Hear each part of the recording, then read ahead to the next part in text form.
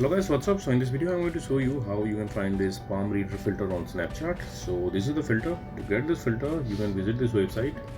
Link to this website you can find in the description box below. And in this website you will find this snap code. If you are browsing this website in your laptop or PC, you can scan the code with your Snapchat mobile app.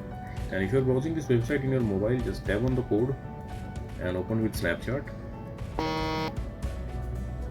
Now in this pop-up you will see unlock for 48 hours. Tap there to unlock the filter, and this is the filter. To make this video look nice, you can show your hand, then you can start recording. Sorry, okay, let's do it again.